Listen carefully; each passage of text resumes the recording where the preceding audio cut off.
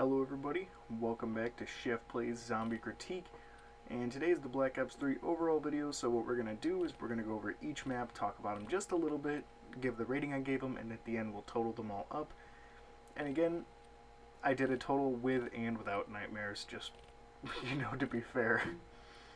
So, without further ado, let's get right into it. Starting with Shadows of Evil. This map I think is pretty solid. It was a solid introduction to the game itself, and it was just awesome cast of characters when it comes to like celebrity voices. And I went and gave this map an 8.5. Next up we have the Giant, which is a map that I'm kind of impartial to. Like, I don't think it's terrible, but I don't think it's phenomenal either. I think it's pretty good when it comes to wanting a quick game, but other than that, I don't know, it's just really not for me. I know tons of people love it, and it is a remaster of Derice, which is an absolute landmark when it comes to zombies, but it's really just not for me. Like, I'll play it here and there just to get a quick game in, like I said, but other than that, I really just... it's definitely not my go-to in Black Ops 3 Zombies. And I ended up giving this one a 6.5 out of 10. Next we had Dendr, which has, the more I played it and the older I get when I play zombies, the more I find myself loving this map and wanting to go do it. It's a lot of fun, and it's a really cool setting with it being in the castle, and as the DLCs rolled out, there was a multiplayer map based on the tiny town at the bottom of Dendr, which is really dope. And I think it's good for wanting to use a solid wonder weapon and just getting a really good game of zombies in for both long and short games. And I ended up giving this one a 8.5 out of 10. Next up we have Zetas Noima, which I did state in the video, but I'm going to say it again, is my favorite zombies map in Black Ops 3 when you don't take Zombies Chronicles into account. I don't know what it is, but when this map launched, and even after the rest of the DLCs came out, again, base game, I just loved this map, and I still do, and I think it holds up really well, and all the stuff in it is super simple. The wonder weapon's not that terribly hard to do, and it just, I don't know, it's really cool. It's got a ton of unique enemies, a unique setting, a unique power system, and I really, really like this one, and I ended up giving it an 8.5. Next up we have Gadkov. This map is an absolute tank when it comes to everything, from the dragons to the Panzer Soldats to replacing the Hellhounds with drones. Like, you can have your own fire strike. It's a wild map. Like, and with the Easter egg song being Ace of Spades, it totally lives up to the intensity of that song. Like, it's just in your face action almost constantly. And it's a ton of fun. Like, it's definitely one of the ones I recommend. Not one of my, most favorites in the game, but definitely one that I recommend going back to now and then. Even just for a challenge. But I love it. I loved going back to it. And this map I gave an 8. Revelations was a map that I didn't expect myself to enjoy as much as I did when I went in to do the initial review.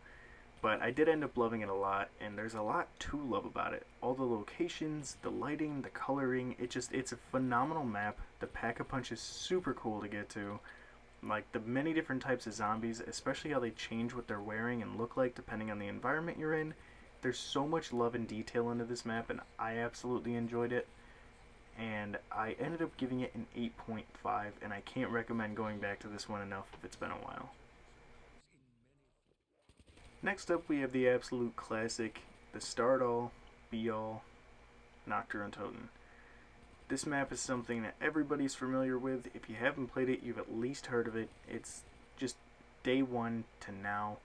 It's always kind of there somehow in some way or another. And it's a really good challenge map.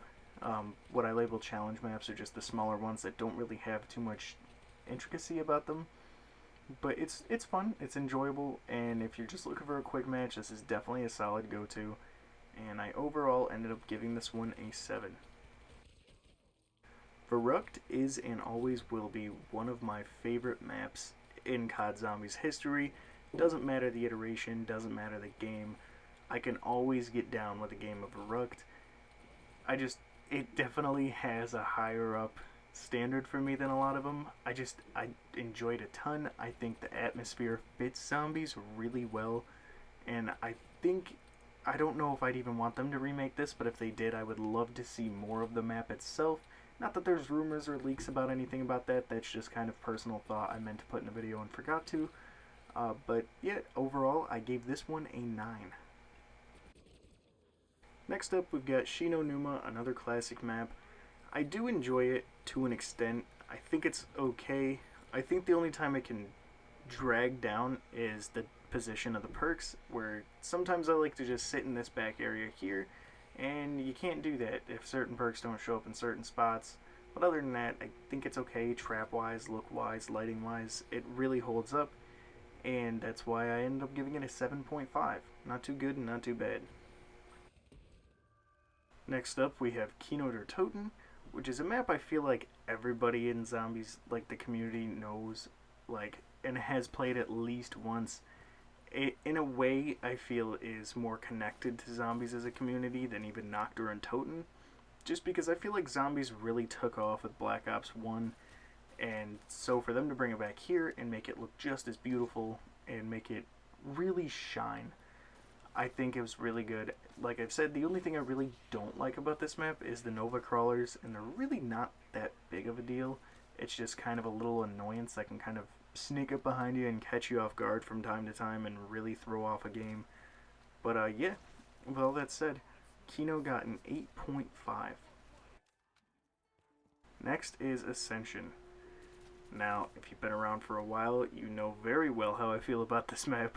I think it's okay, and I'm saying that very honestly. I think the setting is cool, and I think it has potential to be awesome, but it's really the only thing that drags it down for me is the monkeys. I never see the need to get more than one perk when playing this map, because there's really no point if you're playing by yourself, because once you hit a certain point in the game and you have a certain amount of areas unlocked, it's almost impossible to stop the monkeys from grabbing at least one perk, and it just, I don't know, I don't like it. They throw off the rhythm. I think other than that, the map is fine, but that alone just, it really makes me not want to play this map. So overall, this map got a 7.5. Next up is Shangra, one of my all-time favorites. Again, I don't know, I love this map. I was terrified to try it at first. It just intimidated me when I was a kid. Like when I was like 12 or 11, whenever this map came out.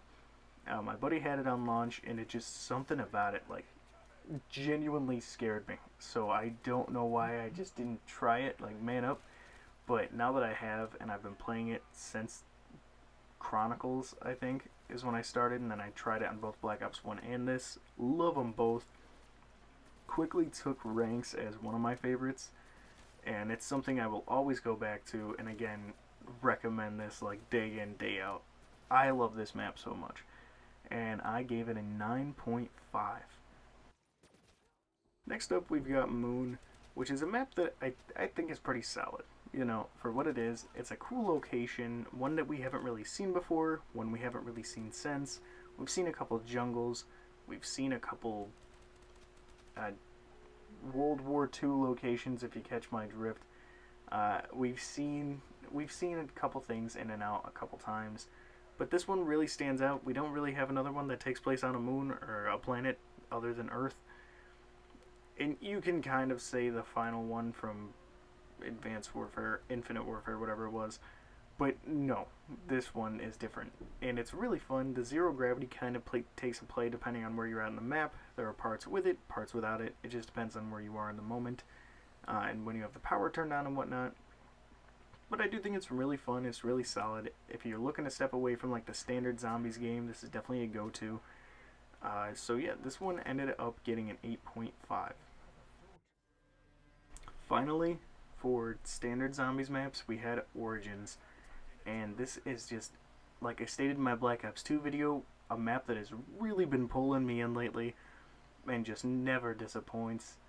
And I can't recommend this one enough. It's so much fun, there's so much to do, or you don't have to do all that and you can just play a normal game of Zombies. It's really up to you. And I gave this one a 9.5. And so the total score before Dead Ops and Nightmares is 9.